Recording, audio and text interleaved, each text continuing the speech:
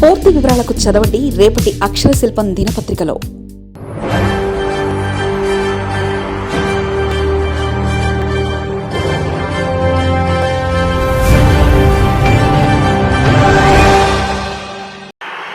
మహోన్నత భారతదేశానికి యుగ పురుషుడిగా, వికసిత్ భారత్ మహాసంకల్పానికి దూరదృష్టి గల రూపకర్తగా, ధర్మాన్ని, భారతీయ శాశ్వత నాగరికత విలువలను పరిరక్షించడంలో ఆచంచల నిబద్ధతను కనపరుస్తూ తన దూరదృష్టి గల నాయకత్వంలో 140 కోట్ల భారతీయుల ఆశయాలకు నూతన స్ఫూర్తినిచ్చి దేశాన్ని అపూర్వ ప్రగతి పథంలో వేగంగా ముందుకు నడిపిస్తూ ఆత్మనిర్భరత స్ఫూర్తిని, జాతి గొప్పతనాన్ని మరింత బలోపేతం చేసి ప్రపంచ వేదికపై భారతదేశాన్ని ఆత్మవిశ్వాసంతో కూడిన గౌరవప్రదమైన స్థానంలో నిలబెట్టిన మన గౌరవ ప్రధానమంత్రి శ్రీ నరేంద్ర మోదీ గారికి మన రాష్ట్ర ప్రజలందరి తరపున హృదయపూర్వక అభినందనలు తెలియజేస్తున్నాం.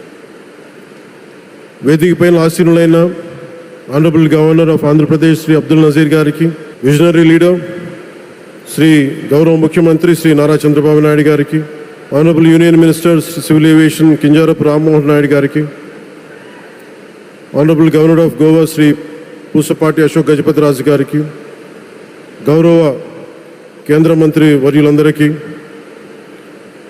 సోదర సమానులు శ్రీ నారా లోకేష్ గారికి, ఈ కార్యక్రమానికి విచ్చేసిన గౌరవ మంత్రివర్యులు, పార్లమెంట్ సభ్యులు, శాసనమండలి సభ్యులు, శాసనసభ్యులు, విశిష్ట అతిథులు, ప్రజాప్రతినిధులు, ప్రభుత్వ అధికారులు, మీడియా మిత్రులకి అందరికీ, భారీ సంఖ్యలో విచ్చేసిన ప్రజలందరికీ, అలాగే ఈ వేడుకను వివిధ మాధ్యమాల ద్వారా వీక్షిస్తున్న ఆంధ్రప్రదేశ్ ప్రజలందరికీ, దేశ విదేశాల్లో ఉన్న భారతీయులందరికీ నా హృదయపూర్వక నమస్కారాలు తెలియజేస్తున్నాను.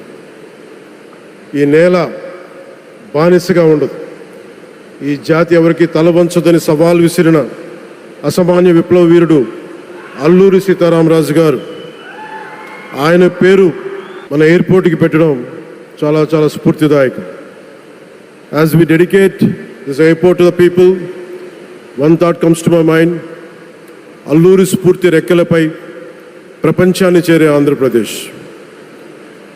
Rooted in Alluri's ideals and driven by the aspirations of our people, Andhra Pradesh is ready to soar to greater heights. ఈరోజు మన గౌరవ ప్రధానమంత్రి నరేంద్ర మోదీ గారి చేతుల మీదుగా అల్లూరి సీతారామరాజు అంతర్జాతీయ విమానాశ్రయానికి, జాతికి దీనిని అంకితం చేయటం ఆంధ్రప్రదేశ్ అభివృద్ధి ప్రస్థానంలో ఒక నూతన అధ్యాయానికి నాంది పలుకుతుంది. మోదీ గారి నాయకత్వంలో ఈరోజు 17,435 కోట్ల విలువైన అభివృద్ధి కార్యక్రమాలు ప్రజలకి అంకితం కావడం, అలాగే national highway projects, energy infrastructure ప్రాజెక్టులో ప్రారంభోత్సవాలు, శంకుస్థాపనలు జరగడం మన రాష్ట్ర అభివృద్ధిలో చాలా కీలకమైన ఘట్టం. ఈ ప్రాజెక్ట్స్ కనెక్టివిటీని బలోపేతం చేయడం కాదు, ఎనర్జీ సెక్యూరిటీని పెంచి ఇండస్ట్రియల్ గ్రోత్స్కి మరింత వేగాన్ని అందించి, యువతకి ఉపాధి అవకాశాలు మెరుగుపరిచి ఆంధ్రప్రదేశ్ని మరింత వేగంగా అభివృద్ధి పదంలో ముందుకు నడిపిస్తాయి. ఒక దేశం కేవలం ప్రకటనలతో అభివృద్ధి చెందదు, ప్రజల కళల సాకారం అయ్యే మౌలిక సదుపాయాలతో అభివృద్ధి చెందుతుంది.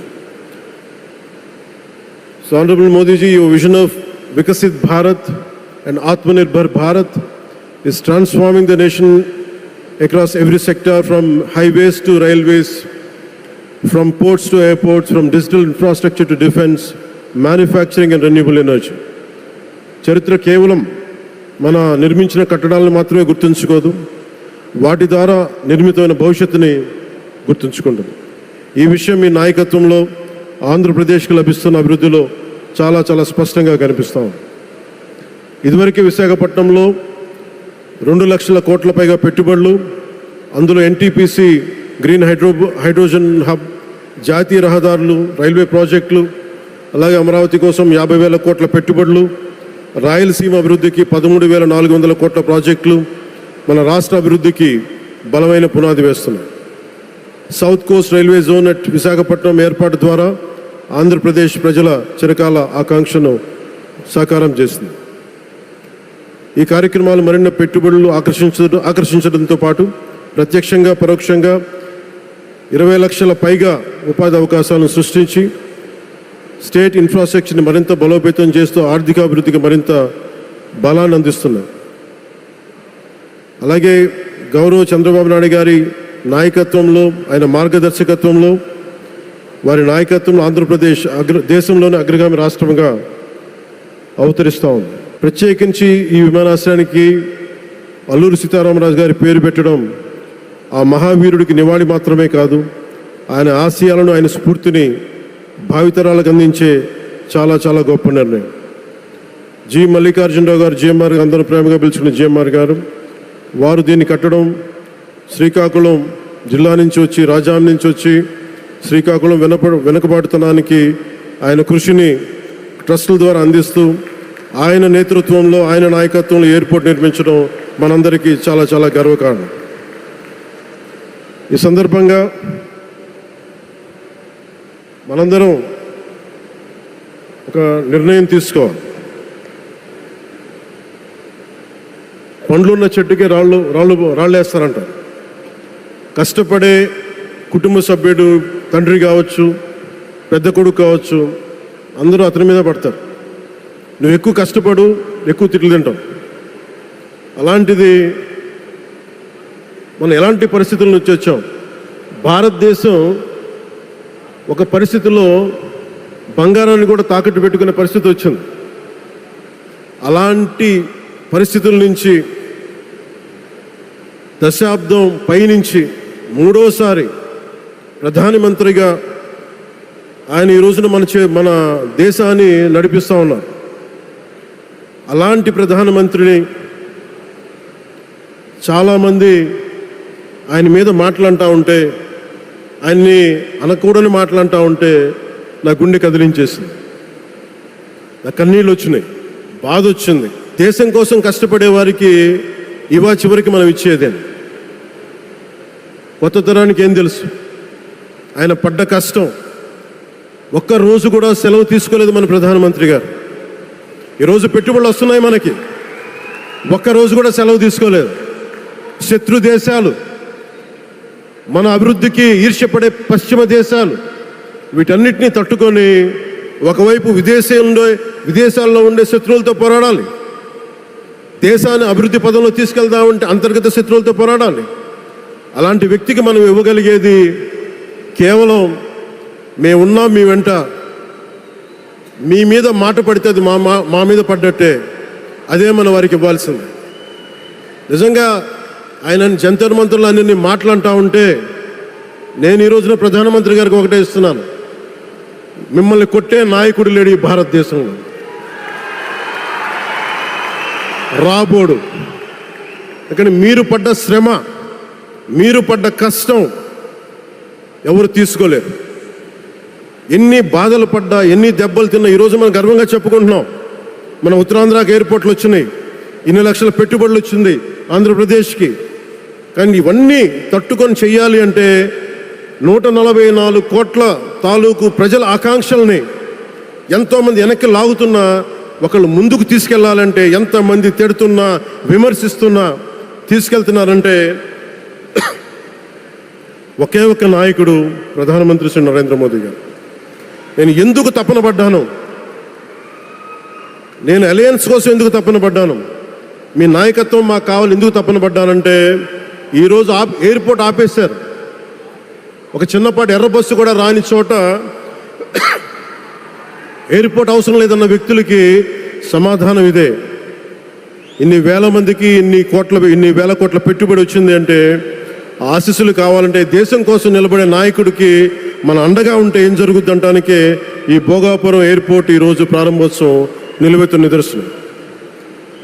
ముఖ్యంగా 25 సంవత్సరాలు లోబడి ఉన్న పిల్లలున్న ప్రతి ఒక్కరికి కూడా నేను ఈ సందర్భంగా తెలియజేస్తున్నాను, పిల్లల్ని సరైన దారిలో పెట్టడం, సరైన సంస్కారాలు నేర్పించడం చాలా చాలా అవసరం. ఈరోజు పొద్దున్నే ప్రధానమంత్రి గారి స్టేట్మెంట్ చూశాను. ఆయన తిట్టిన ఎన్ని దూషించారో వారిని కూడా పెద్ద మనసుతోటి క్షమించారు ఆయన. అలాంటి ప్రధానమంత్రి గారికి మీ పాదాలకు నేను నమస్కారం తెలియజేస్తున్నాను. నిజంగా మీ ఉన్నతి, మీ ఔన్నత్యం ఈరోజు చాలా చాలా స్ఫూర్తిదాయకం. భారతదేశం మీ అందరికీ కూడా, ప్రజలందరికీ కూడా, ఆంధ్రప్రదేశ్ ప్రజలందరికీ కూడా, దేశ ప్రజలందరికీ కూడా ఒక నాయకుడి కష్టాన్ని మనం వెంటనే గుర్తించలేం. ఆయన ఎంత తపన పడుతున్నారు. ఒక కుటుంబాన్ని నడపడం ఎంత కష్టపడుతున్నాం. 140 కోట్ల మంది ప్రజలు నడపడం ఎంత ఆషామాషి వ్యవహారం కాదు. ముందుకు తీసుకెళ్లే నాయకుడికి తెలుస్తుంది. అలాంటి వ్యక్తికి మనం ఏమి ఇవ్వగలం. దేశాన్ని నడిపించడం అంటే రామకార్యం లాంటిది. హనుమంతుడు లంకకు లంఘించినప్పుడు అనేక అవాంతరాలు వచ్చినాయి, అనేక అడ్డంకులు వచ్చినాయి. రామకార్యం చాలా గొప్పది. అలాగే ఈరోజు ప్రధానమంత్రి గారు దేశాన్ని ముందుకు నడిపించేది బృహత్ కార్యం, చాలా మహాకార్యం అది. అలాంటి వ్యక్తికి మనం ఇవ్వగలిగేది, హనుమంతుడికి మనం ఏమి ఇవ్వగలం? నువ్వెంత గొప్పగా లంఘించావు, ఎంత కష్టపడ్డావు. ఏ దేవతకైనా ఇవ్వాల్సిన స్తుతే. వాళ్ళు మన నుంచి ఏమి కోరుకోరు. ఒక తల్లిదండ్రులకి మనం ఏం కోరుకోరు. అమ్మ నువ్వు మా కోసం కష్టపడ్డావు, నాన్న నువ్వు మా కోసం కష్టపడ్డావు అని. అలాగే ఈ దేశ ప్రధానికి, సెలవు తీసుకోకుండా పనిచేస్తున్న ఈ దేశ ప్రధానికి మనం ఇవ్వగలిగేది, మీరు మా కోసం ఎంత కష్టపడ్డారు, మీరు మా కోసం నిరంతరం ఎంత శ్రమ తీసుకున్నారని చెప్పడమే మనందరి కర్తవ్యం. అలాంటి గౌరవ ప్రధానమంత్రి గారికి మనస్ఫూర్తిగా మీరు అనుకున్నంత కాలం అధికారం మీరు వద్దంటే వదలాలి, కానీ అధికారం మీ చేతుల్లోనే ఉంటుంది. దానికి మేమందరం నిరంతరం కృషి చేస్తామని తెలియజేసుకుంటూ, భారతమాత ముద్దుబిడ్డ మన ప్రధానమంత్రి నరేంద్ర మోదీ గారికి ధన్యవాదాలు తెలుపుకుంటూ, ఒక్కసారి ఆయనకి ఇవ్వగలిగేది భారత్ మాతకి జేజేలు చెప్పుకుంటూ సెలవు తీసుకున్నాను. భారత్ మాతాకి. గౌరవ ప్రధానమంత్రి గారికి మరోమారు ధన్యవాదాలు తెలుపుకుంటూ, మీ ఆశీస్సులు మా అందరికీ కావాలి, రాష్ట్రానికి కావాలని తెలియజేసుకుని సెలవు తీసుకున్నాను. జై భారత్ అండ్ జై హింద్.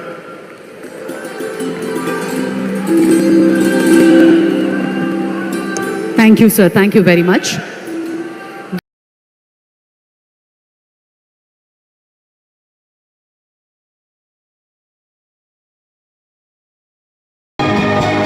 మరిన్ని కథనాల కోసం సబ్స్క్రైబ్ చేసుకోండి మీ అక్షర శిల్పం.